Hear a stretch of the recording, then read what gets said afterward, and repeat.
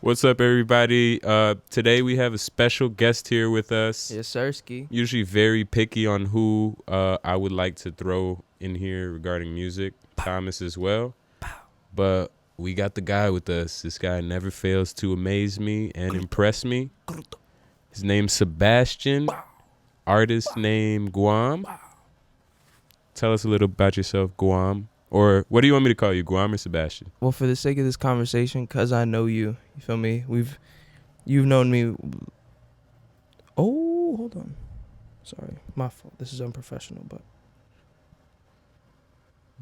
Yo, who do you think you're with right now? You're with some professionals right now. The second I'm doing a podcast, bro, I got it. Oh, okay. You know what I'm saying? My bad. Not you. No, not you. Yeah, I'm not editing that out. That's You know, my name is Guam, but people call my government name is Sebastian. You know what I'm saying? I'm a producer and audio engineer and songwriter out from New Jersey, but I work in Mount Vernon, New York. I work with producer Jamz. You know, I book sessions. I mix and master audio. What else do I do? Shit, I make songs. You know, turn up. That's what I do. Where'd the name Guam come from? So I started off playing video games, you know, online, and you know how you have a fake name. Well, before it was some whack shit. You know, I had a weak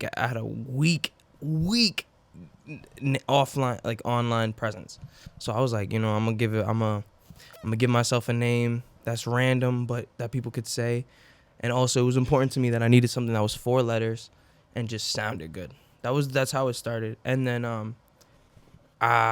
in college, a girl that I was messing with, she gave me an acronym for it, which was a genuine, unique artistic material. And I feel really like creative. Or I was about to say, what does it mean? But exactly right. Yeah. what does it mean? And then you just look at it. Well, it's genuine, unique artistic material. You got it. You feel me? And do you think, back to what you said about online presence, Mm-hmm. how important do you think that is for you? As hypocritical as this is to say, I would say, you know what? No, I'm not hypocritical. You know what? I'm gonna just say, it's extremely important.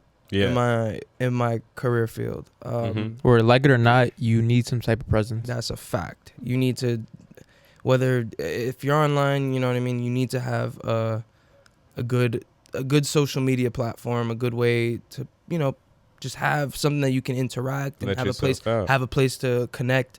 You know, for people to connect with you. I think the fan turned off. That was just, you know, feel me? Yeah. But I would say I do a bad job of Turn back on. now that it's back on, it's more comfortable. You know what I'm saying? I can hear it. Yeah. Oddly enough, but I would say it's something that I've kind of fallen behind in. You know, especially I think as just from being new to the game and stuff like that. Like I got in, you know, a year ago in October. That's when I started an internship to go doing the studio stuff, like working in the studio as an audio engineer and recording sessions.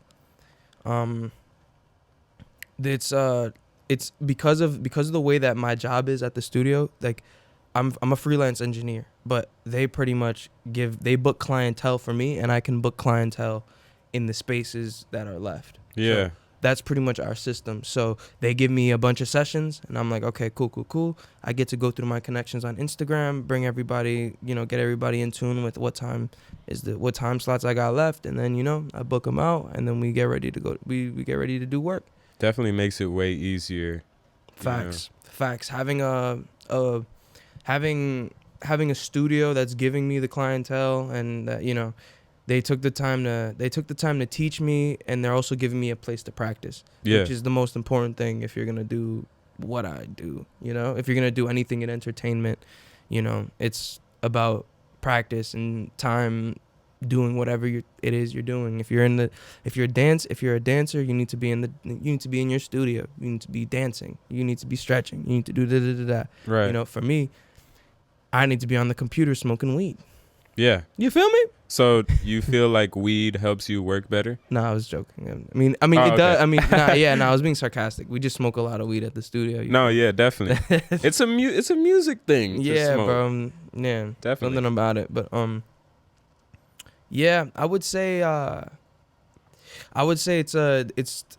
for me. It's been I just have good habits. Definitely. And even if I'm high, it's easy for me to keep track of my habits, those certain habits that I've practiced, because it's just in the muscle memory. You know, if I'm gonna press blasey blah button to do blasey blah thing and keep the song in a kind of fashion, make it sound how it should sound, I can do that. Like you could set bars for yourself, you know. Yeah, I mean, it depends how high I am. If I'm really high, we'll see if I could even if I'm clapped. You feel me? If I'm clapped, Gotta take a step back. Pack it up. yeah, you know what I'm saying. You just gotta go to sleep, take a nap, Yeah. eat a muffin, Wake up tomorrow. Yeah. take. Bro, that happens so often in the studio, bro. People will do like, they'll get really high and then they'll sit there like this on the mic, like this. Like, yo, Yeah. bro, run that back, bro. And I play it back. I play the thing, and then the song is playing. You know what I'm saying? And they'll just sit there. Yo, run that back again, bro. Yeah, bro. Yo, hold on. That shit just. And they'll sit there. They'll be like, yo, that shit just sounds so fire, bro. That shit just sounds so fire. Just too high to comprehend. And then if that's even the truth. yeah, bro. And then sometimes you gotta give them like, yo, step out real quick. Wait, I'm sorry to cut off your laugh, No. but I might have not been listening. Are you also so how much things do you do regarding music? A lot. Okay. I do a lot. Like you're a jack of all trades Mm. type shit. Like producer. I try to You just play to some fire ass beats and music, so you could definitely rap too. yeah. It's a lot of people don't know that. But yeah. Exclusive. Yeah, that's some shit. You're gonna find out. I would say the job of a producer is to work in music and produce music, right? So that in and of itself is a tree of different things, and there's different variations of what kind of producer you can be. So for me, I've gotten into I've always had like a history in playing the trumpet. So since I was 9, I played the trumpet, and up until high school, I was taking the trumpet seriously. You know, I was really into the trumpet and playing whatever songs that they were giving me, and I would try to do you know, as best as I could on the songs, and I would do really well. You know, I was nice, and it was because everyone around me kept telling me, "Oh yeah, bro, you're nice, you're nice. You can't do, like, yo, you should really be doing music for real, blah, blah, blah." And it was like, you know, they set the. When you were that age? Yeah, like it was between my friends, my little teachers, my family. You know, people knew what's up, I guess. I mean, I listen back and I know for a fact that shit was like, that was.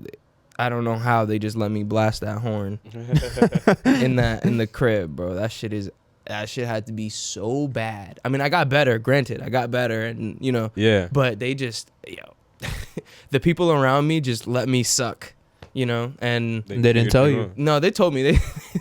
Some would tell me, but other people, they just wouldn't know, you know. Like, yeah. You know what I mean? Like, if I show you some music and you have no history in music. You have nothing, like no perspective, because you don't have a reference, because you don't listen to a lot of music. Maybe you'll just say, "Oh yeah, it's nice." You'll be like, "Oh wow, this is cool." Right. It could be absolutely anything. Like a person that plays piano will hear piano so different from somebody that doesn't play piano. Exactly. So it was kind of like that growing up. Like if I'm playing, like I would play, like it started off with just the trumpet, but then I would get bored of the trumpet. So then I started applying the same mentality that I would to the trumpet. I would try to apply it to like the different instruments just to see how far it would go. Cause I didn't know that music was like an all encompassing system.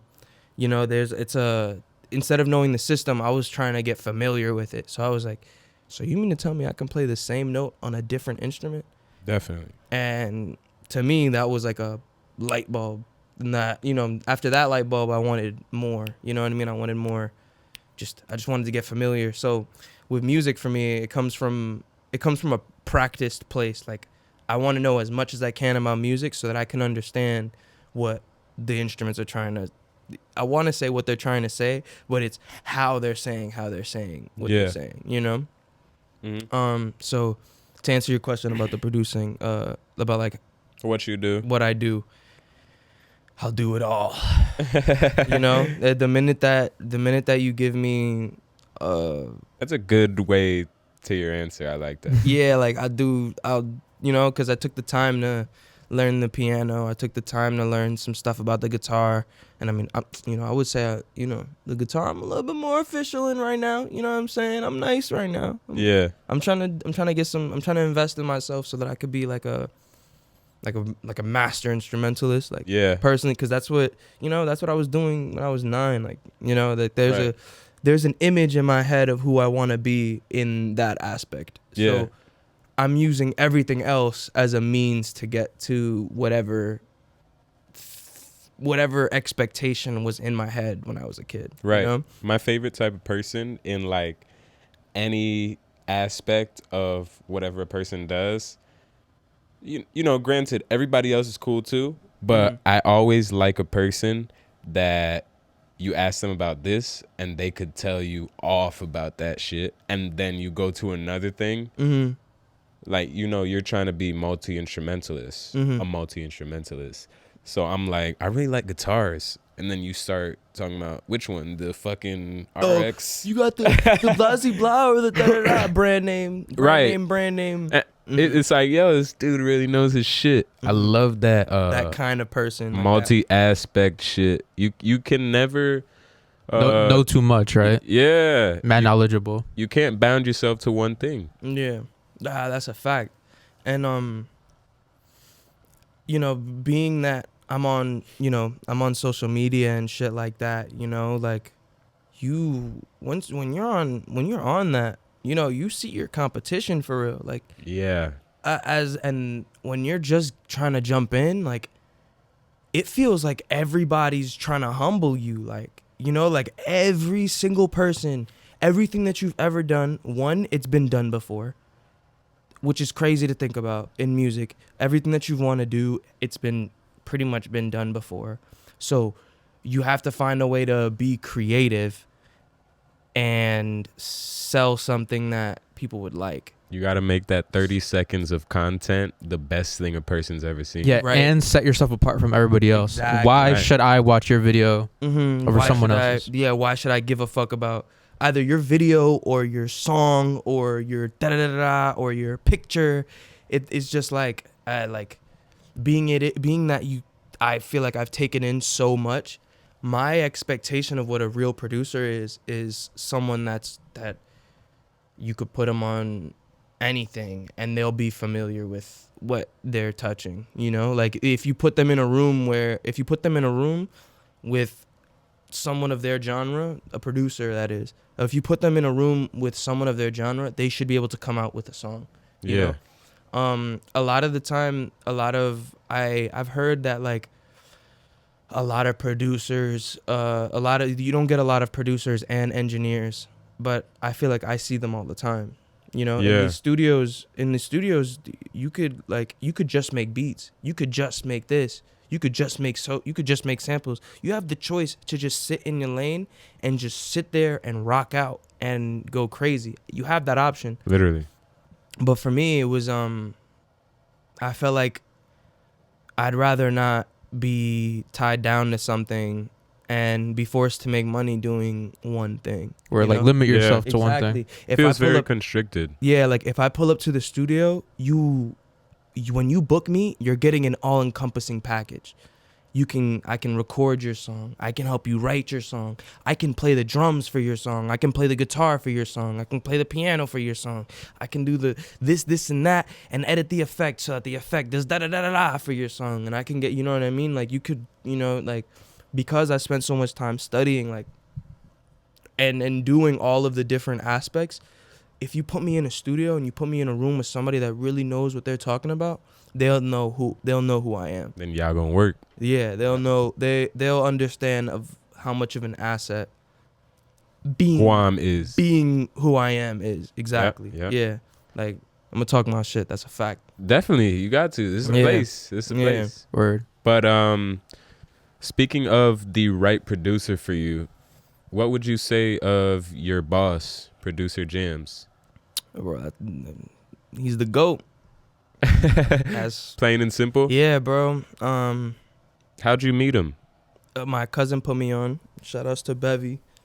Hood Stars. I got the hoodie on, gang. You know what I'm saying? Get a good visual, get a good look. Yep. I don't know if you could buy these right now. Respectfully. It's been a while, but you know what I'm saying? Shout outs to Bevy. What's this? This is a track list? Yeah, it's like a track list for his mixtape. Nice. Oh, this was merch? Yeah, and this was merch, yeah. And he gave it to me because I was in New York and I didn't have a hoodie. Shout out Bevy. Shout outs to Bevy. But big facts. But what happened was I was doing music in my room, not too seriously, for maybe like a couple, like maybe like 2 years on and off, messing with FL Studio, and like I had like a cracked version of FL, and I would go into it and I'd try some shit, and then just everything looked so scary at the time. Like I didn't there was a bunch of little buttons. I wasn't really tech savvy. It looked intimidating, and I didn't even know how to make a beat. You know what I mean? I didn't understand how everything worked.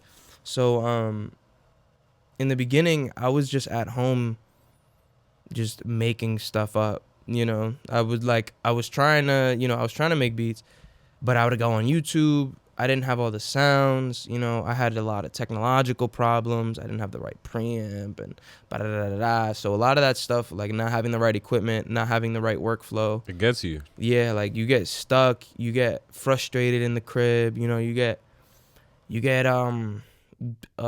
like start when you're learning something, you know what I mean? Like, like it's one thing for somebody to teach you something, but when you're in the room by yourself and music is this big pie between the science of the frequencies and compression and da-da-da-da, and how it hits and how it mathematically hits the speaker. So much little things to it. Yeah, from that to the actual music notes down to the cadences of the rap, you know what I mean? And I'm over here trying to do all of that at once. You know what I mean? Like, you're gonna get frustrated. Like, I was doing that shit and I quit a couple times. Like, I did that shit and I was like, man, I can't make no fucking beats. Fuck this. Like, well, what made you always come back to it? The love? I was like now I'm gonna give it another try. Yeah, it was just stubborn. Yeah, it was just like, nah. But I want to play the trumpet, but who the fuck is gonna listen to me play the trumpet? You got that stubborn gene. You know what I mean? It. Like, nobody was gonna listen to me play the trumpet. So it was like, I wanted to make something that my friends could hear, and I wanted to make something that when I was younger, I looked up to artists. Like, they were like my role models. Like, when I was younger. Now, not so much, because life is more than just looking cool. Yeah. But they're just people. Yeah, like but when I was younger, you know what I mean. I wanted to be. I didn't want the chains and all that. I didn't want the fame or anything like that. I just wanted the likability. Likability, yeah. Yeah, I liked the fact that you could be, you know what I mean, that I could go somewhere theoretically and be familiar with every. I like the idea of me walking into a room and people knowing what I do, and they're just in my field. They appreciate it. Yeah, I like being known in my field. Like, not as much as being famous or whatever. Like, I want to be able to go outside and go, do my, like, be able to just walk out if I want to. Definitely.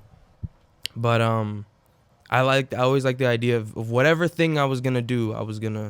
I just wanted to be recognized. And in the beginning, my beats were trash. You know what I'm saying? Like, It took time to like learn how to put the puzzle pieces together, because you can make one fire beat, right? You can make a couple fire beats, but to make fire beats consistently to the point where you can sell them and do the things that you want to do. I thought that was interesting, starting having my own small business. The fact that it was, just the idea that I didn't have anyone telling me what to do, that I could do what I wanted to do and be creative and have a business. How does that process work when you make a beat and you're trying to like sell it? So what you're supposed to do is you make a beat. Let's say you make the beat and all that. You set up a split sheet, and then in the split sheet you essentially give yourself you're essentially dividing up writer's credits, quote unquote, but because you're the writer of the song, composer of the song, writers, that's just a legal term, right? And then you divide up the profits between the the royalties of the profits between the artist, maybe the artist's label, maybe the like whoever's involved. You put them on the split sheet, and then you send it out to DistroKid or whatever it is, and then after that the producers everybody should have an account with somebody. They have to have an account with BMI or one of the American systems for copyright. And I would have done research, but off the top of my head, this is no. Just tell us what you know. Yeah. And then after that, your royalties get split out, and everything is distributed, and everything goes exactly how the sheet says it. So it's almost like you set up a contract for every beat that you sell or lease or whatever. You just pretty much you set up the terms for the agreement of what they could do with the beat, what they can what do they have rights to, what do they and you just split it up like that, package it out, and then the song is out and everybody gets their royalties if everyone's doing good business. Right. Now, yeah. I told you were about to say some other shit. Yeah, word. Yeah, but I wasn't even gonna get into that because people be shady. Hell yeah. I did a couple songs and haven't got my credits, but I mean, yeah.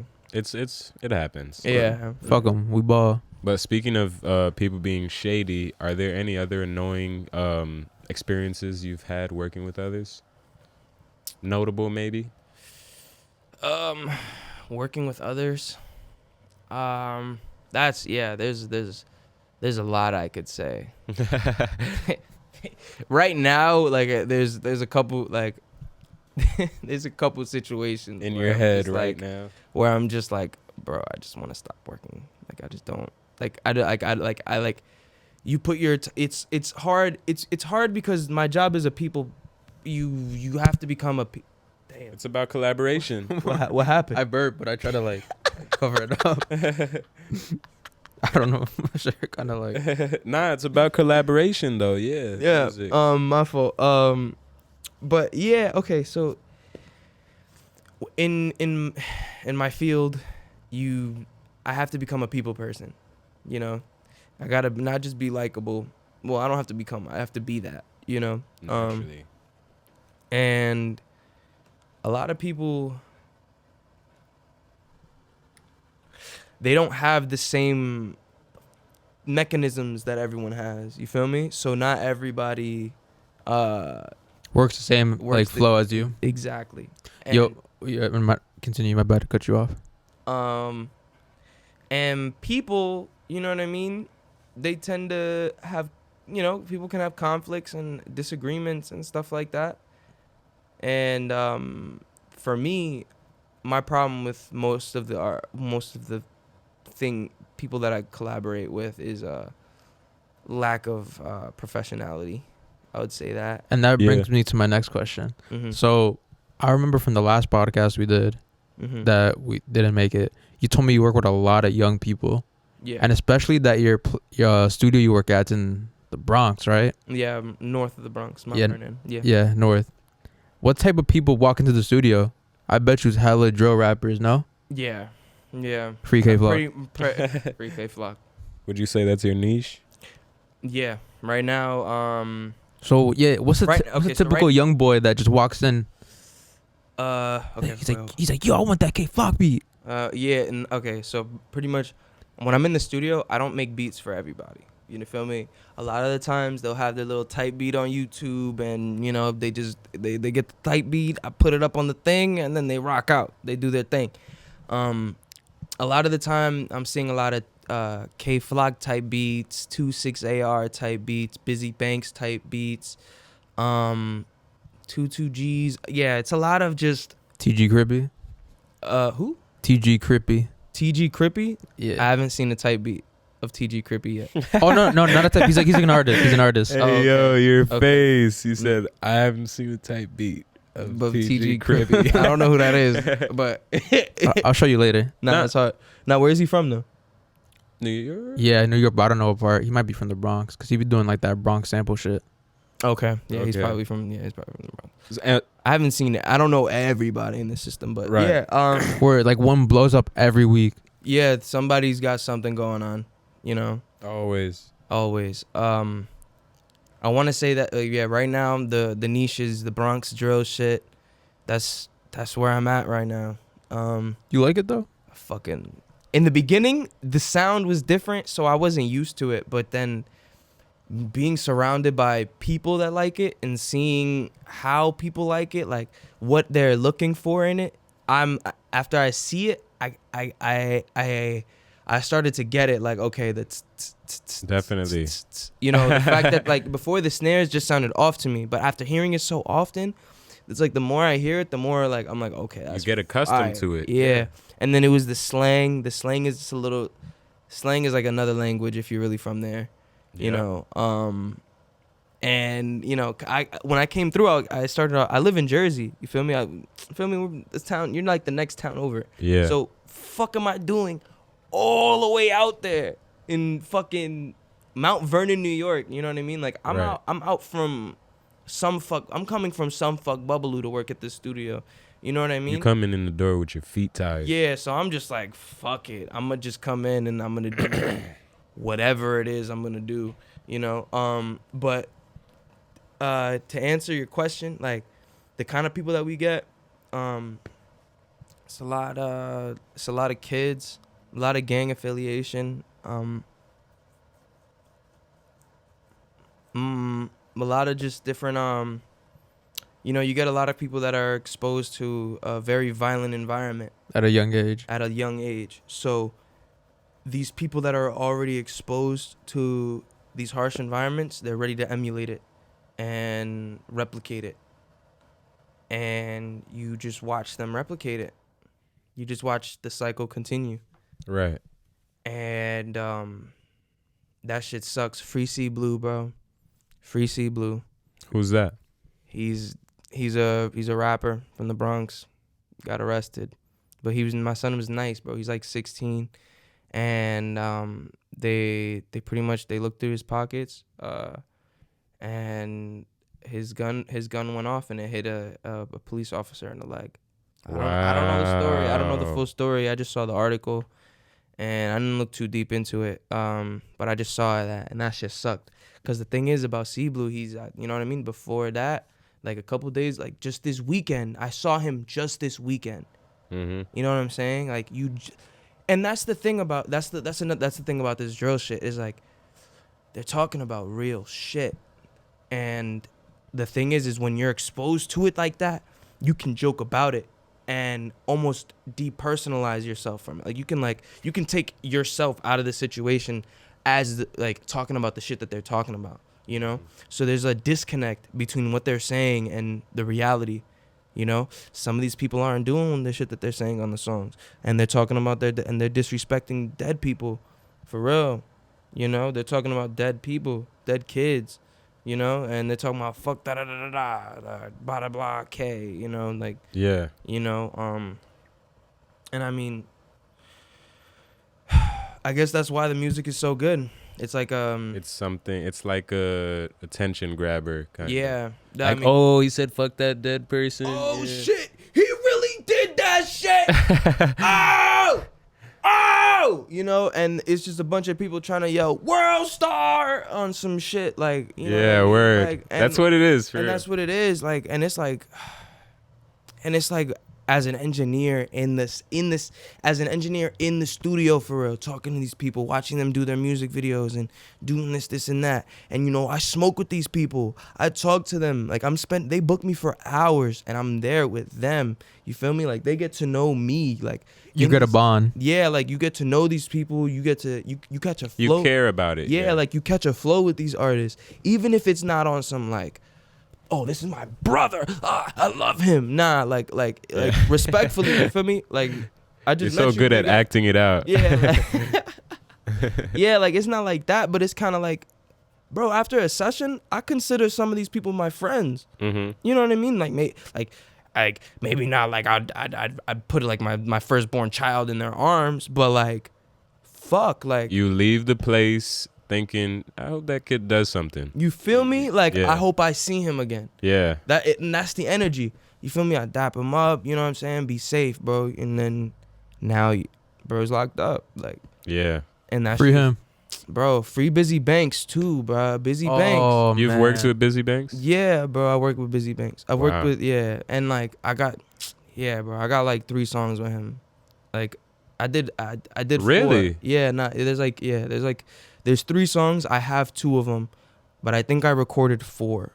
I've recorded more than 4, like maybe 8. You know what I'm saying? But I seen he posted one of them. He posted I believe he posted what was it? It was the Haley, the Paramore remix that he posted. It was like it was a remix he did. They shut it down and it got up to like 400 something K. But I think I recorded that. I believe I recorded that. I can't remember because I'd be too high. Nice. But don't flex on him like no, that. but I'm gonna have to stop you right there. I believe I recorded that. I also got a song, you know. Yeah, I don't know if I could talk about it. You just got shit out. Yeah, I got shit, but you're working. It's not out. Yeah, exactly. You're working. So I guess you're working so hard you even know what you did. Yeah. So I guess that takes away the question that working at that place is very entertaining, if anything. Fuck yeah, it's entertaining. I mean, what? Let me say it like this: you can't drink the punch. That's something that my lawyer taught me. Like he's like, you got a lawyer? Yeah, I got a lawyer. Oh shit. I mean, yeah, nigga, you need one, especially if you're into entertainment. You need an accountant and a lawyer. Yeah. Yeah. But yeah, like I'm gonna talk about that too.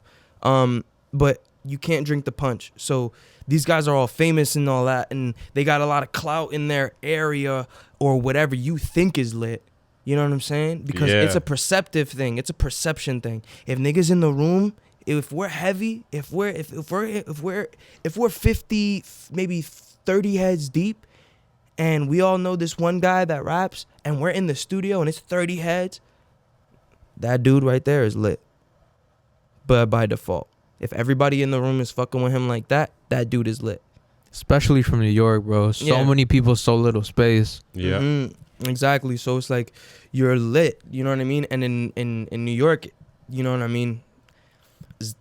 It's like stocks. Shit, that shit could go up 10%, 10 times, 100 times, you know? So go down. So public perception follows the same way. I forgot where I was going with that.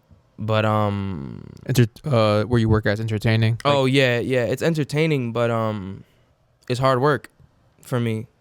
I'm there and it's cool and I'm here to meet people and make friends and do all that cool shit, but I'm here to get your check. You know, for a fact, I'm here to get what's mine. You feel me? Like I'm trying to, you know, I didn't sacrifice all this time away from my friends and my family. You know, I didn't sacrifice, you know, getting a car. Like I sacrificed. I made sure that I moved in a way that wasn't like him or him or him. You feel me? I had to move the way I had to move to get to where I'm at. So for me, it's like I made sacrifices. Other people made sacrifices for me to get here. Other people put money on me. Can't put it to waste. Yeah, exactly. Like I have to be there and I have to be square. Like I have to be there and I got to be the GOAT. Like, and I think people, you're about to say something? I was gonna say nothing's worse than waste of talent. Oh, exactly. yeah. Exactly. I think people make these misconceptions about hard work, like real hard work. Mm-hmm. People tend to, you know, shift away from it because of how boring it could be. But if you're actually invested into something and really learn to love it, you can see just how fun it is to really work hard on something. Yeah. Sometimes I don't even call it like hard work. I'll call it like dedicating myself. Yeah. Like maybe I'm not, because sometimes I'm not working that hard, to be honest. Sometimes I'm not stressed. You're just having fun. You're just doing... Sometimes I'm dead ass butt naked in my room with a fucking bowl in my hand, trying to think of what the fuck is this melody. You know what I mean? Wow, that's what it is. That's a very vivid description. You know what I'm saying? Like dead ass, that's dead ass. Yo, that's dead ass. Like, yo, sometimes I'm just there like, yo, what's this piano? Like, what sound is that? Nope. Sometimes I'm just sitting there asking questions all day, and I'm frustrated because there's no answer. You know what I'm saying? Like, what becomes complex for another person becomes normal to you because you're so used to setting yourself in that environment to the point where you got a bowl in your hand, butt naked, figuring out what a melody is. I'm sitting here. It's like that. I'm sitting here trying to be like Mozart, butt naked, getting my shit going. I guaranteed you, Mozart. You feel me? He between all these songs that he was composing, he was beating his meat. You know what I'm saying? Yep. He was drinking coffee, taking a piss in the corner because they didn't have bathrooms back then. Yeah. Not pissing in the corner. Maybe. Right. Pissing in the somewhere corner. Somewhere outside. You know what I'm saying? He was outside. You know what I'm saying? I feel like hard work is an interpretation of, and it's just a dedication thing. How much did you put yourself into it for real? And so for me, it's like, I put in a lot of effort into getting an effect in the long run. So right. I put in a lot of effort. This year, it's been less about the money, although I have been making money doing what I do. I do live doing what I do. It's like, it's been about, let me get this network, let me get this connection, let me get this somebody here, somebody there. But it's been a lot of in person, you know, and I got to work on my social media and doing appearances and doing interviews like this and stuff like that. And, you know, covering my bases as a producer. I think that's because I'm still new in the game. I'm only a year in, you know what I'm saying? But yeah, shit. I feel like I'm being treated like somebody that's been in the game for 5 years. I'm competing, you know what I mean? I'm competing with these guys like I'm equal, you know? Yep. So I've seen engineers that have been doing this shit for 5 years, in the latest studios, and their mixing is trash. Just like that, trash. Like I've seen it, like, and it's all gas and image, you know what I mean? But I want my shit to be gas. I want my image to be right. So now I gotta true gas will be good. Yeah, I mean, I'm already good, so I'm not concerned about my talent because that shit is already, it's there. It's already set in place, and it's kind of like an avalanche. You know what I mean? Like, I already have a big snowball going, and I've already done the hard work of learning what it is. Now I have to practice utilizing it and the repetition and getting, you know, I already know how to make the beats that I want to make. You know, I already have a method to my madness. So it's like, you know, now it's just like, okay, get better, but there's not much bigger differences in how much better I'm going to get, you know? Yeah. I like to tell myself, did I cut you off, by the way? No. Okay. I like to tell myself to trust the process. Yeah. Because if you're, like, I keep bringing up constantly putting yourself in the environment. Mm-hmm. If you're constantly in that environment, naturally you're going to keep improving. Yeah. That's 100%. People like to let their thoughts get ahead of them and think, oh, I'm not improving. Bro, you're improving. Just let some days go by, you feel me? Let some time go by and you'll see. One by one, you just get better because you're giving yourself the space to be better. There's something to be said about frustration and as being an artist or being an entrepreneur or being anybody that's starting up something. Get as frustrated as you possibly can. You know what I'm saying? Like, if you're not frustrated doing your job, you're not doing it right. You're not pushing your job to its limits. Or nothing good comes easy. Yeah, like it's like find something that, you know, that you don't get about what you're doing, you know? why is it that you don't get it? It doesn't make sense. Like, it, as a person, if somebody else can understand something, you can understand it too. You just got to take the time to apply yourself, even if you don't want to. And that's where people get frustrated. Oh, I don't want to do it. Da, da, da, da, da. It's making me feel bad. It's making, oh man, this shit is, oh man. Shit is hard. The business aspect of making beats is just trash. You know what I'm saying? And I've seen that. I've seen that, bro. Yo, your voices are top 5. Yeah, Who the fuck was that? Making beats is just so trash. I don't know. I don't know. I don't actually don't know any like surfer white dudes. You had to get that from a 2000s movie. Yeah, that's a fact. From one of them Disney Channel with surf something. Not Lemonade Mouth. I'm trying to think. I don't know. Nah, fuck it.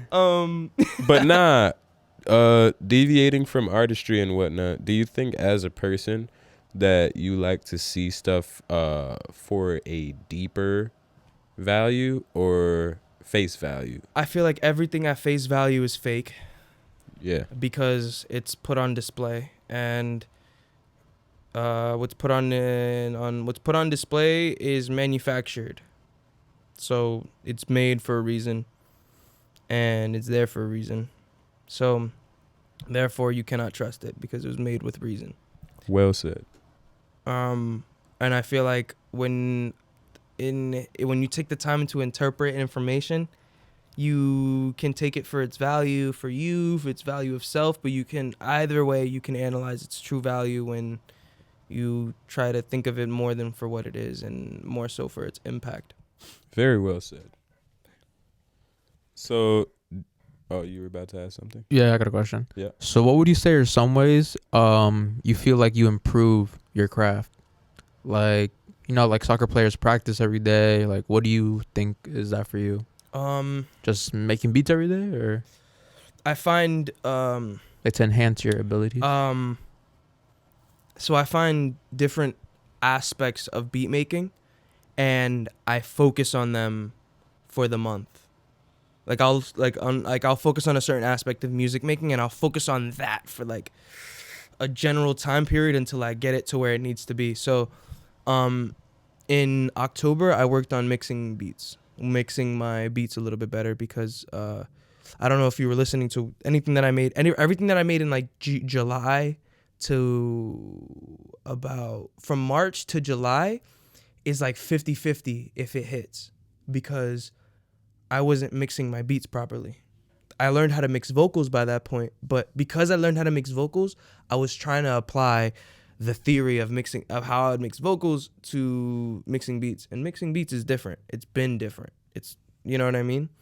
So it'll be like I'll find an aspect and I'll problem solve it by doing it and forcing myself to go through it a couple times.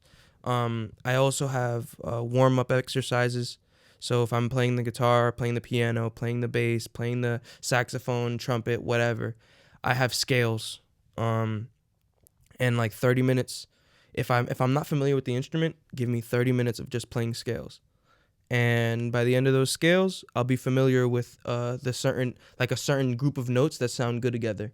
And once I know that group of notes, I can just play. I can play what I'm thinking, because what I'm thinking in my head consists of those notes. Where it translates, right? Yeah, exactly. So a lot of it is I'll play. A lot of it is like warm ups. I'll play along with certain songs. I try to do certain riffs. I'll sing something and then play it, just so that I can like get the 1-to-1 from my hands to my mouth, or like, you know, right, my thoughts, you know, right. Oh, I know. So who's in your personal top 5 artists? That could be in terms of inspiration or whatever, just for fun. I would say I'm gonna say the people that influenced me the most, not the people that I've been listening to the most. Nice. That's two different things. Definitely. Who I listen to a lot of the time is subjective. it's subjective to where I am in my life. Where it So, always changes. Yeah, so like I have to keep it changing, and it's to the point where like it's like I'll go to certain playlists, or I'll go to certain like movie soundtracks or something, and then I'll find certain things that I really like about the one, like maybe there'll be like an aspect of it, and I'll bite onto that.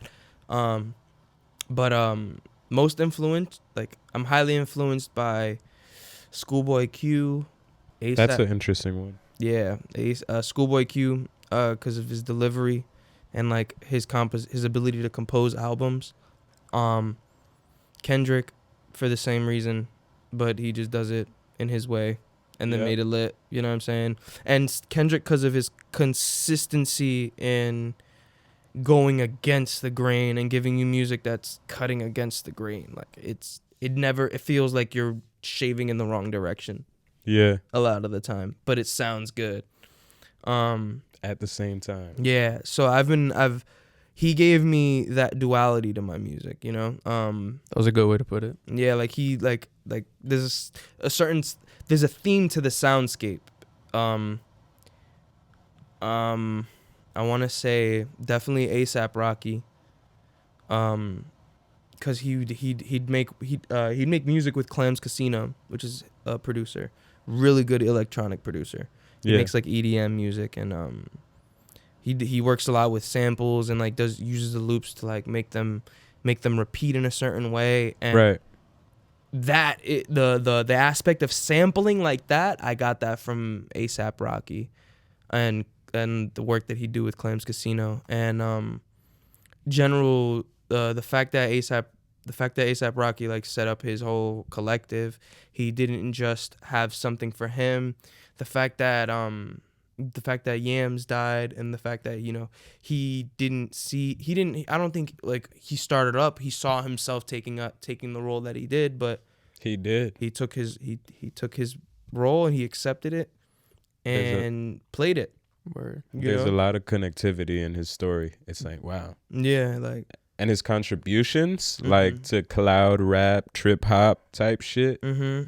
All shit that niggas use today that we just listen to and enjoy. You know what I'm saying? The fact that reverbs and delays are so prevalent in our music right now is partly because of the way that I feel as though it's partly because of the way that he pushed his narrative, he pushed his sound.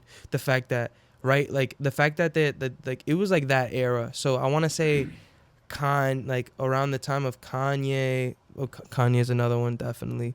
Always, for everybody. Yeah, that's for everybody. Just the fact that but no. Anyways, delays and just that the fact that they had so many, you know, people started really, how do I say this? People started pushing the sound of the reverbs and the delays. I feel like more in hip hop after ASAP. People were more welcoming to different atmospheres of rap when after ASAP, because of just the way that his cadence would be on the Nasty. you know what I'm saying? Just like the shit, just the way that he would say shit was so smooth. So cool. Yeah, like, bro, he just made it cool to be cool. Like, but he made it cool to be cool, but also cool to be different. Like, yeah. So like for me, it's like I feel like people fuck with me just cause you're different. Yeah, just cause I'm different. Like, and even if my beats sound like somebody else, yeah, it's supposed to. You know, like where life imitates art. Exactly. And then like it's like thing, like, you know, there was a collection, you know, just the sound of New York all the time. The fact that New York was right there to me all the time. You know, Joey Badass for sure. Nice. Nah, Joey Badass was fire. It was a lot of like, yeah, like I listened to a lot of the stuff from when was I bumping them heavy? Like 2013. 2013, yeah, like 2013 and 2016, 2017 is there was a lot of good music in that era. A lot of good like hip hop, and a lot of good like I don't want to call it conscious, but it was like a lot of wordy stuff. Yeah, wordy. It was a lot of good like diverse instrumentation all the time. That was like number one That's like something that I really pay attention to in my music. Yep. I have a lot of I try to, even though I have a limited amount of sounds because I need to buy Omnisphere and all that. I looked for anybody that had a lot of diverse instrumentation, diverse sampling tactics, you know, different kind of the same drums, but they'll package it different, like Metro Boomin and Pierre. Right. But yeah, that's why I'm saying I can't just tell you like who I listen to, because I listen to these people for purposes. Because of course you listen to like everybody, you know what I'm saying? Like, especially as a producer. Yeah, like I sit here and I study what I like. So I'm studying what I really fucking like, you know. So everything that I like, and the thing is, I realize I'm liking more music the more that I look around, like more, because I'm getting more familiar with like, okay, that's this kind of sound. Okay, that's how this pocket feels. Right. Yeah, like there's different pockets in hip hop, and that's what I'm really fucking with hip hop right now, cause it's like, oh, right now hip hop is great. Right now it's like, shit. You can do anything, and as long as and just like as long as you can do anything, as long as you package as long as you make your music the complete package. You have a visual, you got release, like you did release stuff, you're interacting with the fans, you know, you're doing cool shit with the angles of the blah blah blah, blah, and you have, you know, like I feel like you see, like right now I feel like I see a lot of people in the game that are just not pushing. A lot of new kids, a lot of new people, they are not pushing it. If you don't have it, you just don't want it. Yeah, like you like, and the thing is if you don't have it and you want it, and you don't have it, you're not gonna have it. Work harder. It's an interest thing. It's not just. It's like there's a wall here that you just can't go past. It comes from how much energy you're putting into it, you know? Yep. You got to work right, too. That's a fact. You work smarter, not harder. I was just telling you that. You got goofy niggas around you in this music shit. You got a lot of goofy people that do goofy moves. And there's like right now I have like, you know, there's stuff. There's just stuff that you got to just do it right, you know? Mm-hmm. And do it right is subjective. So a lot of people will tell you that you're doing it wrong. Yeah. And then they'll change your perspective, and then you're and then now you're all emotionally hurt and damaged, and now the music game sucks because I can't make music I can't make music when I'm thinking about money, and I'm like, shut up.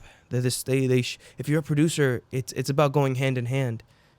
If you just wanna fuck around, then fuck around. Go fuck around and get a job. Yeah. Go fuck around and go to school. Go fuck around and go fuck around, you know, like, right. Don't come into. I highly don't recommend you come into music.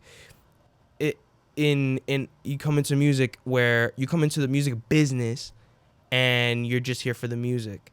It's not gonna cut that way. You gotta have a passion for both. Definitely. Yep. You know what really grinds my gears? Aspiring producers who call certain artists trash and like turn away from them. You know, like you could call whoever you want trash. Yeah. But I really don't want to tag anybody right now. I just hate when a producer, you know what I'm trying to say? When a nigga will just close himself to a person that's actually doing more work than him, like nah, I don't like this album. See, you know what I'm saying? Okay, closed-minded. Yeah, but closed, ignorant. Oh man, yeah. See, that's something that gets me too, cause it's like if you're a producer, you understand how much work goes into making these projects. Yeah. If you're a producer, you know what I mean. Like, if you really make music for real, then you definitely know what it is like to have a body of work and put it out. You know, if you or maybe not even put it out if you haven't put it out, but you know how much energy it takes, especially to have an entire team. These people don't like these artists. These bigger artists are entities. They're not just artists. They are a collection of deals. these artists, Yep. these producers, we are not producers. We are a collection of deals and sponsors between between the performances over here and No, you hustle. You know what I mean? Like you are as a producer, you are a collection of deals, and that makes something happen and that makes something come out. You know, like Yeah, like when you get signed to a label as an artist or producer, you get a whole team. Yeah. Marketing team, public relations team. If you got a good deal, shit. If you got a good deal and you did research on the company that you're with and you sat with them and you know what's guanin, sign. You know what I mean? If they give you a good contract, I mean that's why you got to get a lawyer and an accountant. Or you know. Speaking of business, I was about to talk to you about that too. Like I know you said it's the music business. What other things do you feel like you're gonna plan on venturing off to besides just being the jack of all trades, producer, engineer? Smooth. That was smooth. I'd like to get into agriculture. Honestly, love that. that's a little it's weird, but like super weird, but like good my context. Thing is love that for you. I believe in real estate. I believe in ownership, right? Yes, sir. You feel me? You have a place where you're just growing. Like I was thinking, like I want to grow weed for like I personally, I want to have a company where I can grow weed and they can sell it for me. You feel me? Haven't lost me yet. You know what I'm saying? I like the idea of you get a bunch of these little fuckers. You know what I'm saying? You put a little water on them. You put a little nutrition on them. You put a little sunlight. You have it automated. You know what I mean? It could just grow. It grows on its own. And you just add stuff to it and then just maintain it. And then once you find a good way of maintaining it, it's sustainable to buy you a house. Feel me? Yes, sir. And that's the blueprint of every business ever, you know? Yep. You plant the seed and you got to work hard and let it grow. And you know the thing about agriculture is the currency from it is so flowy. It doesn't stop. It flows. Yeah, if you got good crops. Shit. Bro, you can sit on your ass and you'll be making money if you set something out for yourself. Yeah. Good enough, you know? Yeah. I also see it like I'd do businesses. I'd work in businesses that I would work on businesses that like I wouldn't have to run, I guess. But it would have to deal with stuff that I give a fuck about, you know. So yeah. Let's say I want to get into engineering, like manufacturing stuff, manufacturing products and stuff like that.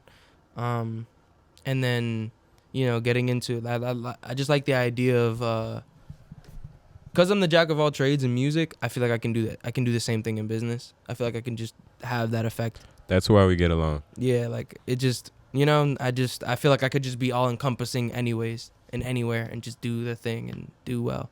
So, but honestly, right now I'm thinking I want to do a weed business, especially because, you know, Jersey just legalized recreational marijuana. Right. They're releasing, people. I just want to make that happen. That would be cool. Cool. That should be fire as fuck. Yeah, that'd be facts. Flame. Just you buy the space. Too much supremacists owning weed businesses today. Yeah, bro. Nigga, I just want to make my za.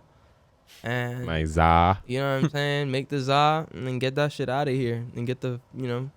And I think I like the idea of putting people in places that they want to be, you know? Yeah. I want to make I want to be able to establish enough businesses where, you know, oh man, it would be my dream to actually establish that empire. Yeah, you know what I'm saying? So it'd be like, all right, so that's what you want to do for real? All right, give me a second. We're going to make it happen. We're going to make it happen.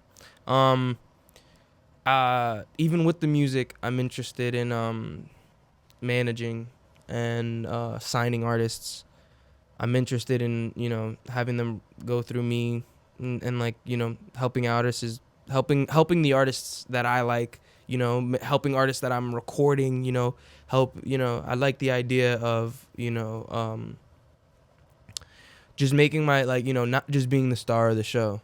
You know, I want to be the star of my show, of course, but you know, I want to have it so that everybody around me is positively affected. Can be their own star. Exactly. Like, you know, like I want people around me to be the star in their universes. So you feel me? Like, yeah, I made that beat, but nigga, yeah, I made that beat and it's a hit, and I'm running blasey blah genre. But that nigga wild out on it. He bugged the fuck out, and now he gets to eat the fruits of his labor, and I get to eat my PC. Yeah. Feel me? That's all I want. I just want my PC. And then that way I can just keep doing the shit that I like doing, and then just, you know, like today I spent the whole day just designing a sweater. Right. Like, I just designed a sweater. And nice. now I'm getting ready to do stuff in textile. Like, I made a connection in Brooklyn, and now I'm trying to draft this hoodie before I go to New York on Saturday. And what day is it today? Thursday? Mm-hmm. I just got back from New York yesterday, and I was in New York for 5 days, either in a studio doing either networking or doing something. Like, this shit has you outside, like, just moving around, you know? And for me, that's just designing and, you know, doing what I gotta do. That shit is important. And someone like you that works like mad hard, what does a day off like look like for someone like you? Are there any days off right now? Or right now we're just like grind time? Good job asking that question. Right now I'm on grind time. But I would say in grind time there's a lot of rest. I get rest. Like, word. Like good sleep, that's very important for you. I try. And you know, you gotta drink your water.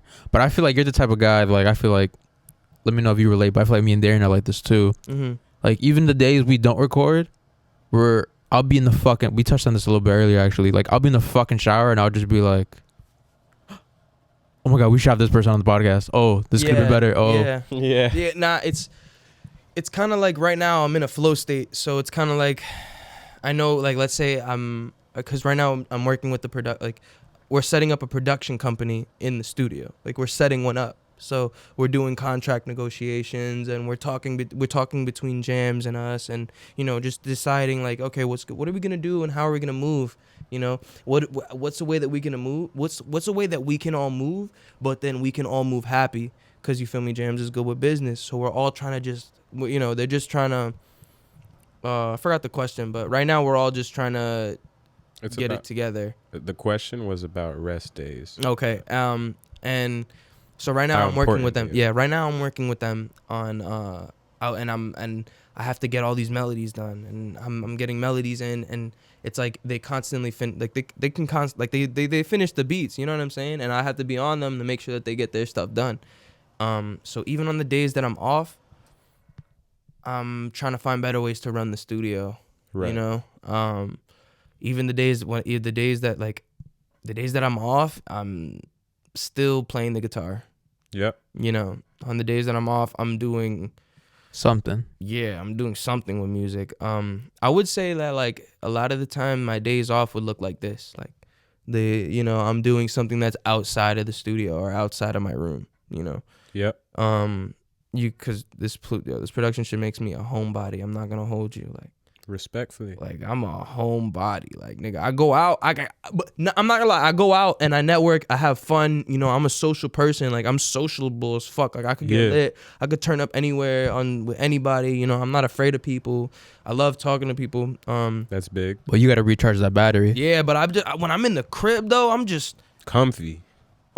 Butt naked with a bowl out. Butt naked with a bowl out, making a beat. You know what I'm saying? Like, yeah. Like, just shitting on these niggas, like it's crazy. Like, hey, yeah. that's how it feels. Like, I'm just in the crib, just shitting on everybody, like, all the time. So it's just like, I see, like, I don't know, a break day for me is, cause it's like, on a break day, where do you go? You know, home. Yeah. I work at home. Yeah. I work at home half the time. You know what I mean? I book sessions at the crib. I do this at the crib. And for me, at least, a break looks like a day that I'm not either home or I'm not in the studio. Because if I'm in either of those places, I'm in studio mode. Right. Automatically. And, okay. You were going? That was it. Okay. And I don't know if I brought it up in this video, but I definitely brought it up to you earlier about working smarter, not harder. Yeah. We didn't talk about that last time, actually. Right. Right. Mm-hmm. I feel like people have... Yeah, we definitely brought this up in this video. People have working so messed up. Because even rest, like, even if you rest, you're progressing. Yeah. If you're giving yourself... I keep coming back to giving yourself the space. Mm-hmm. Well, at least personally for me, Mm-hmm. days I literally don't do shit. And a lot of the time I'm doing something to get better at the things I do. Mm-hmm. But those days like Saturdays where I stay home and just stay with the family, put myself in a healthy space, lay down. Yeah. I come back and I'm working better that next week. Mm-hmm. And people don't understand that. You know what I'm saying? It's so important to give your body, not only give your body that rest, but understand that when your body gets this and that, you'll be way better. You know what I'm saying? Mm-hmm. And it's like what you were just saying is basically like imagine a paper's on the table right there. Mm-hmm. If I go straight to just writing my thoughts on the paper, it's obviously going to be a little messy. But if I sit back and think about what I'm going to write first, then everything's going to be refined. Yeah, if you thought about what you're gonna write, you might come back to it and have a better handwriting when you do it. Exactly. You know? To me, it's more important that you recharge. Some people don't need breaks because they recharge doing something else. You know, right. Some people recharge by doing what they do. Yep. And maybe for me, I recharge when I'm not in a room with someone that I hate. Feel me? Yeah. If I'm in a room and niggas is making me laugh and I'm here, you feel me? And, you know, and I'm vibing, that's recharging me. Yep. Like, I get recharged off of social interaction and just, you know, off of the energy. Like, if somebody gives me that right energy and I'm here and I'm here. Definitely. You know, like and when I'm here to stay. You know, that's at least the way that I work. I can be here till 4 a.m., till 5 a.m. Let's go. I practice this. I practice staying up. I practice being in the zone. I'm here to go all day if you're here all day. You know, that's the way, and that's the way a lot of us work as musicians. A lot of us work. That's why a lot of us come to the studio with our best friends. Yep. That's why a lot of us come to the studio with our closest friends, because our closest friends are going to be the ones to be like, why you do that like that when you mess up? And when you mess up, you feel me? They can make you laugh instead of you being in your room by yourself all sad as fuck because you're trash. Right. You know what I'm saying? Niggas looking at you like this. 100%. Yeah, exactly. 100%. I'd 100% rather just be like, I'd rather be trash with my friends than sitting there and feel like trash by myself. Because you're comfortable. Yeah, like, because like I've seen it in so many different ways because I've been there. You can just be by yourself and just get lost. Die. You know what I'm saying? Like, you're just sitting there lost. Because fuck do you know? And when you got somebody, it's like, all right, what's next? Bro, if I let's say I don't like an aspect of the beat, I'll be like, yo, you jacking this? I'll just say it straight like that. Yo, you jacking this? You feel me? They'll be like, nah, bro, I'm not jacking that. All right, bet. I'll just press alt F4 that bitch. Just go to the next one. Fuck it. You know what I mean? Stop taking, you know what I mean? That's another thing. Sauce for the artist. Stop taking shit to the ego. Yeah. You know what I'm saying? You can't be an egotistical artist. Your shit, your ideas aren't you. Now, people should not get that confused because obviously a lot of artists have an ego. Mm-hmm. But you need a healthy one. Yeah. Like a balance. Definitely. Maybe not even a healthy one. It just can't be self-harm. Like, you can't harm yourself. Degressive. Or put yourself in a mental state where you're not going to be able to create. And that's the problem. People that create and are new to something, when I'm learning something, because I didn't know the way that things worked, my feelings were hurt by default. Like, if my beat wasn't good, I'd be like, damn, my beat is bad. Oh, in my head, I was like, oh, I'll never be like that because I'm not there yet. So how the fuck am I gonna be like that? Like, you know what I mean? Starts the steepness grows, Yeah, it widens. yeah, like there's an intent. Like when you really feel in the zone, you feel like you could skip 1,000 years into the future. You know what I mean? Like you feel like there's a time skip because there's a difference in the attitude.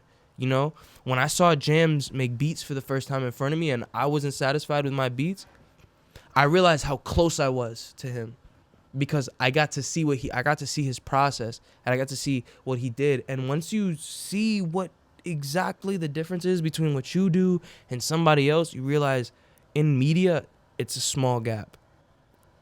And there's a lot to be said in that small 10%, 5%. There's a 5%, maybe 20% difference in what you're doing.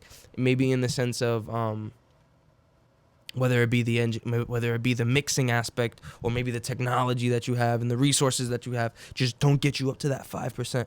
Maybe the people around you just aren't considering giving you that vibe, so you don't have that 3%. The people aren't putting money into your pocket, so that shit hurts your feelings. That's 1%. You know what I mean? Like, yep.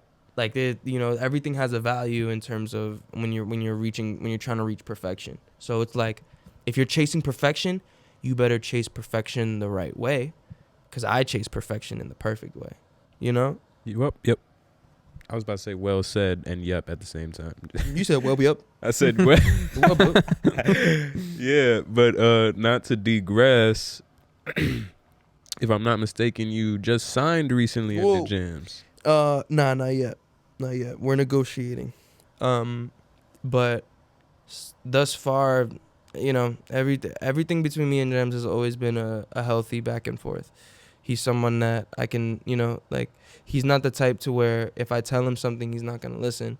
He might not have heard me, but he's not going to listen. I mean, he's not going to just not listen to me. He's going to listen. He's going to hear me out. He's going to let me know what he thinks. And it's my job to do the same thing. It doesn't matter if he's a multi-platinum producer or if he's my boss or if he's my big bro. It doesn't matter any of those relationships, because I know that for a fact, because of all these relationships that we've had outside of business, that we will carry ourselves like that. We will carry ourselves like that in our negotiations. But yeah, he wants I want to be an in-house producer for Turn Me Up Records.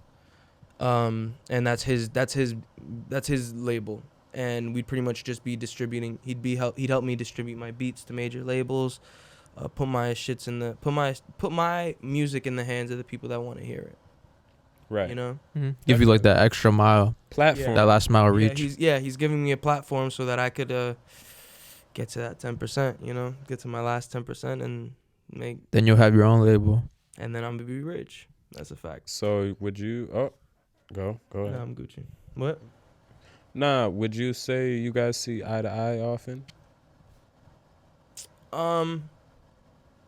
Yeah, definitely. I would say that we have a different perspective on things, because I mean, he's just so business savvy. You know what I mean? He just has so much experience in the studio that, you know what I mean. There's a perspective there that I gotta learn from. Yeah. But in that, he's also young. He's not old. Bro is like 28. 20, okay. You know what I mean? Like he's only 7 years older than me. That's my brother. My older brother is 26.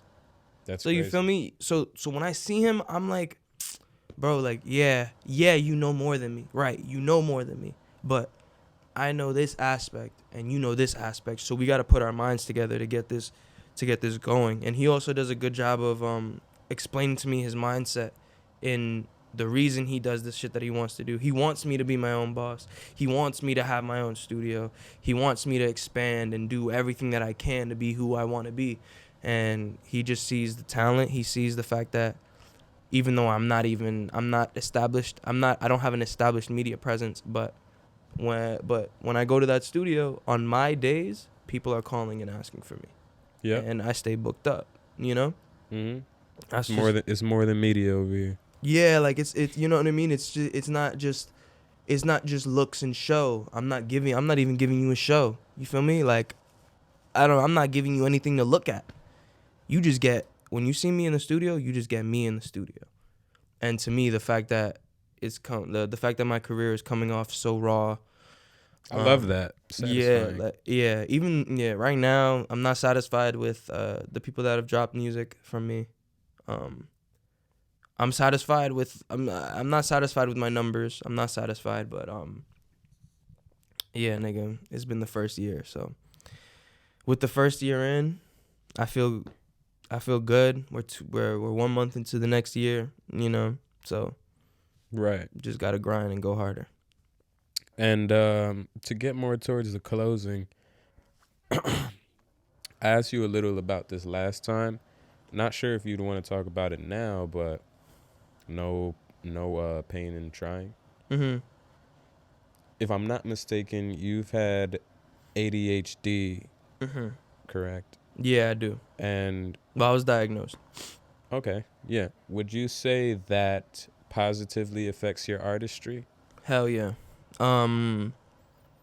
It Nice. it positively affects my artistry. It hurts in the functionality of everything, in the functionality of bureaucracy, and you have to do things one way. Run me that word real quick. It's like the system, like school and shit like that. Okay. Like you know how FAFSA, you gotta do it their way, in the perfect way, and you could do it in a way that makes sense to you, but it won't work in the system, so it doesn't work that way. And they're all trying to have everybody, Conforming. everybody in the same thing, and just like, you know, in school, and you know, at the DMV, you know what I'm saying, just certain things in certain systems just fuck with me. You feel me? Like, Yeah. I can't just, you know, like looking at legal papers, sometimes they make it complicated on purpose, so that you can't understand. and like I even felt it when I was reading my contract. Like I was reading it, but I wasn't taking in the information. And that's not because I'm stupid or I can't read. Nigga, I'm just not in the zone. I'm thinking about signing. I'm thinking about I'm thinking about whatever, like, you know what I mean? So it's a little, you know, it hurts in the aspect of everything outside of the artistry, between my friends and stuff like that. People don't understand that when we're texting, I'm not good at texting. You know what I'm saying?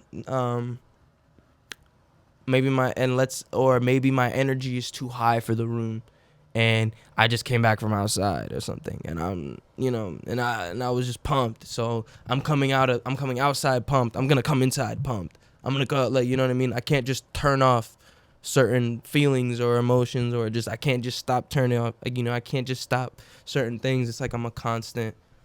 I feel like I'm road runner. Yeah, like it's like I'm in a constant state of obsessive tendencies. Biting my nails, whenever, you know, I'll forget stuff. But ADHD as a whole was really frustrating as I was younger. As I grow older, I find a lot of systems that work for me. You know, I had therapy for it, so, you know, I had the right kind of people around. I had the right person. She gave me like a good startup, and, you know, after a while, you know, we divided I kind of just didn't want to do therapy anymore, because I was like, I have my shit figured out. You know, I have my shit. Like, after a while, you kind of just realize you got to make shit work for yourself and have the desire to make shit work for yourself. Definitely. ADHD comes with a lot of side things, you know? It comes with ups and downs. Like, my ups are really up. My downs get really down. ADHD is a 4-letter word. That shit is... It ain't one of them 3-letter shits.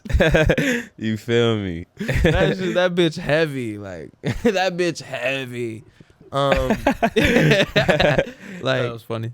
Yeah, like, like, ADHD is one of those things. You also could just not have it. It might not exist. That's a That's a thought. That's definitely a thought. I'd be just sitting there like, nah, I'm just like this. Like, what if I'm faking? Yeah, what if I'm just faking it? I can. Like, yeah, I could read. I'm just faking it. Like, yeah, that's definitely something that be in my head. Like, and there's like a whole there's a psychology that you got to really figure out your psychology on a. Like, I feel like I have to really think 10 steps ahead of who I am.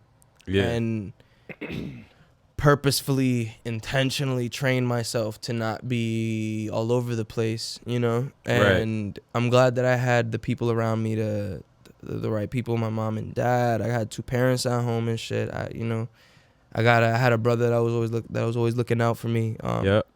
Shout out the fam. Yeah, a lot of people that like I want to say like the school and shit like that was bad, but it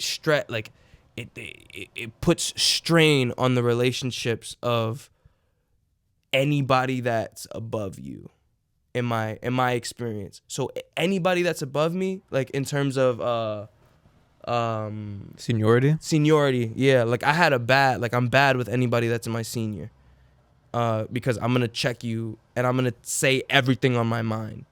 You know, I just do that, you know. Maybe that's not ADHD, but it's like this constant. It could be inspired by it. Yeah, like I constantly have a new thought. So you gotta keep, like, I'm gonna keep asking you questions, keep up with my thought. Yeah. Keep asking, like, you gotta keep up with me. And fuck with me, pops. Yeah, like if you can't keep up with the questions and you can't keep up with the little arguments that I'm gonna cause because I'm trying to figure it out. And I'm in there and I'm doing, you know what I mean? A lot of people, there's a lot of seniors a lot of people that'll be above me in terms of seniority, and they'll just like, you know, they'll reject that aspect. They'll reject the constant curiosity. They'll reject, they'll reject pretty much who you are, because you can't sit in a chair and listen to me. And conform, yeah. And conform without reason. You know, that's another thing. If someone told me to do something, I'd never do it just because you said so. I literally can't do that. If it's just because you said so, I can't make it important in my mind. So if it's just because you said so, I'm going to say fuck your thoughts and fuck your perspective, because my shit is going still. Yeah. You know, like yeah. It's not on purpose sometimes. It's just literally the way my brain is. Like, yeah. You know? And I think as I say that, other people will hear that and be like, you serious? I'm just like that too. Like, word, I feel like I'm like that too. Yeah, like, bro, like it's and it's also like a lot of it exposed me to a lot of universal truths, like intention is important in ADHD, but it's also important even if you don't got ADHD. Like, it's, you know, like, it's just like, it made me like, I think I just had to learn my lessons. That's the thing. Harder. I feel like people's you know, it's really up to you what your problems will be, but you can always turn them into something good. That's for sure. You can. That's for sure. Because what you learned about, what was that universal truth you just said? What? It left me. What'd you say about you said you also have to know this if you don't have ADHD. Fuck, what did I say? Right, bro. Damn, you snapped. Oh, fuck. Yeah, that was unconscious. Yeah, what did I say? What did you just say? Intention. Okay. But I said intention is important with ADHD. Was it intention? But it's also important. Yeah, but it's also important. Yeah, whatever. But regardless, what I'm trying to say is somebody without ADHD may not learn that. And I'm going to say that because I know the camera remembers it if I don't. Okay, so... But somebody with ADHD may not learn that because they didn't face the same problems as you, and it wasn't as highlighted in their life. Uh-huh. You know what I'm saying? Yeah. But at the same time, they might have this, and they might have had something highlighted in their life that was never highlighted in your life. Yeah. I find that I obsess over things super easy if I really like it. Mm-hmm. Yo, facts. And that shit is just... I go on a binge. Yeah, and like, it's not... And like, everybody does it. Yes. but you will never. There's certain like the levels are different. The levels of just like how of like Extreme. how much the extremes of it. I experience an extreme amount of satisfaction and dopamine. You know, my dopamine sensors are way more sensitive than yours if you don't have ADHD. That's one thing. Yep. So by default, if I can feel a surge of chemicals in my head off of something, that is going to affect a whole balance of things. Now what happens when I don't have that dopamine? Yep. Now what happens when I'm stressed and I'm angry and I have all of these emotions in motion, you know what I mean? Like, bro, Bar. if I didn't get my candy and I'm 6 years old, you're going to get me with the what? You mean to tell me I can't have it? Yep. It's And that's- over. And like I thought that I could have it, and I thought that I could have it. You mean to tell me I thought that I could have it and I couldn't? You feel me? Like, you know, like there's no hold breaks on certain things when you have ADHD, you know? So it's like a control thing. But it's a lot of just about balance, you know? I feel like that's the way that I've coped over time. Just have balance and do things that is truly interesting to me, you know? Definitely. So, you know, I tried to stop lying to myself. Big thing. Don't lie to myself. And practice. Everything that I do requires practice because you need that. Yep. Yeah. So even if it's doing dishes at 6:00 every day, that's a practice. You got to practice that because that's like, if you don't do that shit, you're gonna fucking have messy dishes And roaches and roaches and you know, there's consequences for all the actions that you have. Yep. That's big. That is big. Some people without ADHD still don't get it. That's a fact. Nigga, you got consequences for your actions and your thoughts. So you can't just act on impulse, you bum ass nigga. Right. You know, you just can't do that. Right. But thank you so much for that bunch of knowledge. Thank you guys for having me, bro. And just the insight overall. We enjoyed you here today for sure. I enjoyed being here. Right. Thank you. Likewise. Really And- appreciate you coming through, bro. Of course, bro. I feel like you're gonna give someone something to the people like we haven't done yet. You know. Yep. Hey, I'm glad to offer that different perspective. And we hope to see you soon again. All right. Fact. Dude. Dude, thank you for coming to the break room.